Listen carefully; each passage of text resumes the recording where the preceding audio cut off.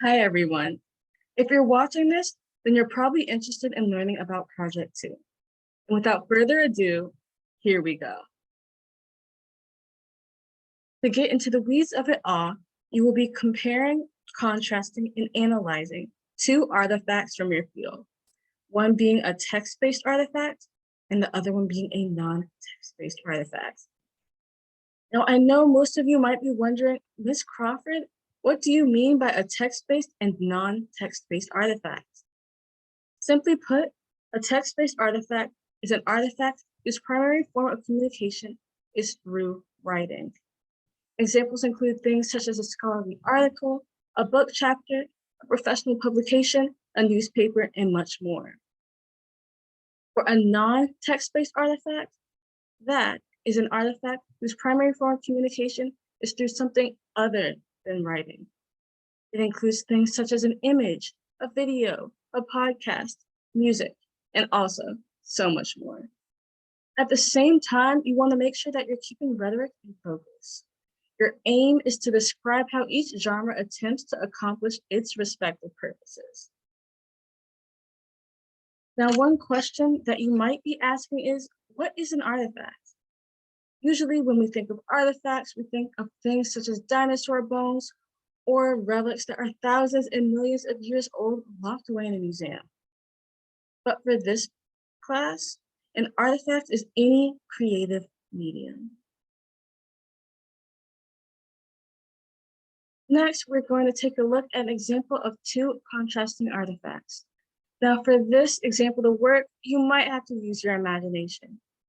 Imagine that the voice you're hearing right now is not that of Miss Crawford, your instructor, rather that of Samantha, who also is in your ENC 2135 class. Her discourse community is focused on English, and she's particularly interested in the commodification of folklore.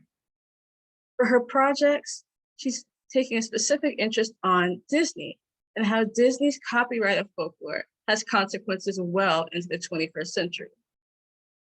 On the left, she has her text-based artifact, a book chapter titled Take a Frown, Turn It Upside Down, Splash Mountain, Walt Disney World, and the Cultural Deracification of Disney's Song of the South. Because this book chapter is a text-based artifact because it's primarily composed of, you guessed it, text. On the right is our non-text-based artifact. This is a YouTube video titled Defunct Man, The History of the Terrifying Splash Mountain Ride, which is also based off of Song of the South. This serves as a non-text-based artifact because its primary form of communication is through something other than text. It's through images, it's through video, it's through audio, and so much more.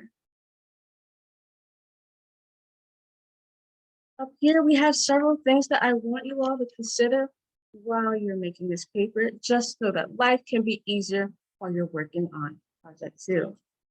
One thing that you're going to want to make sure of is that your artifacts are contrasting in terms of style. And by that, I mean one is text-based and the other one is non-text-based.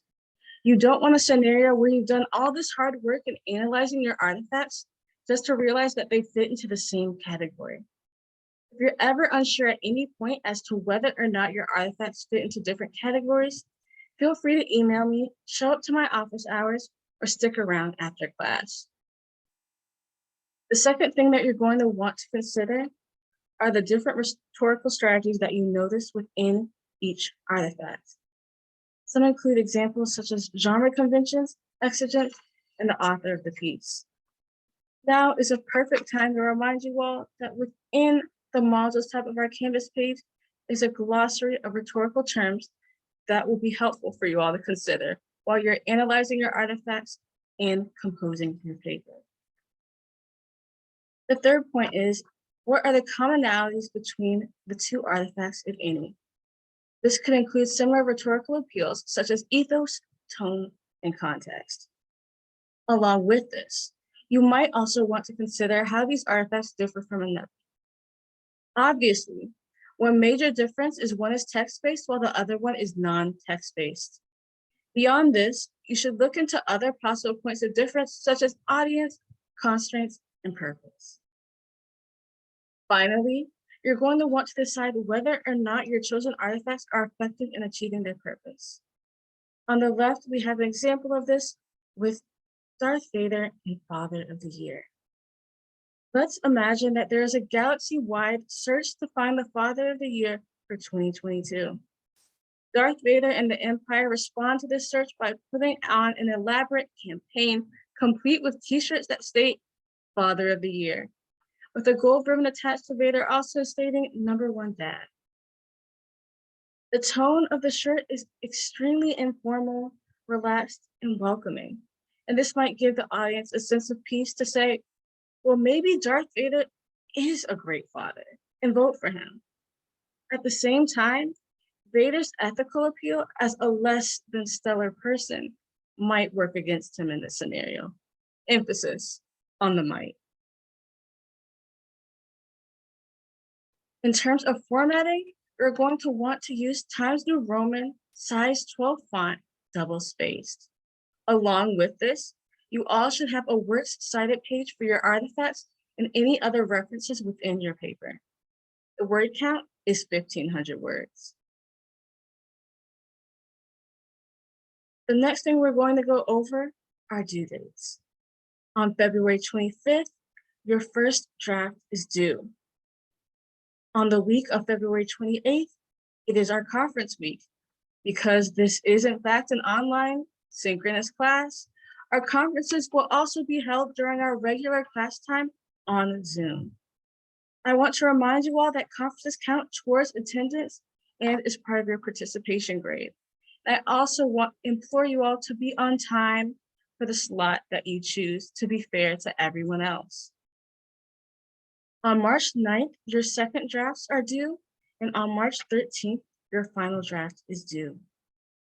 Now, I know sometimes we get burnt out in class. It's the middle of the semester, and this is an online class, but I do want to encourage you all to put effort towards Project 2. It is worth 20% of your overall grade. In our subsequent classes, we'll be going over specific examples of Project 2, as well as the specific rubric that will detail what I'm grading you all on and what you need to do to receive a good grade. If you have any questions between now and the start of our next class, don't hesitate to contact me, and have a nice rest of your day.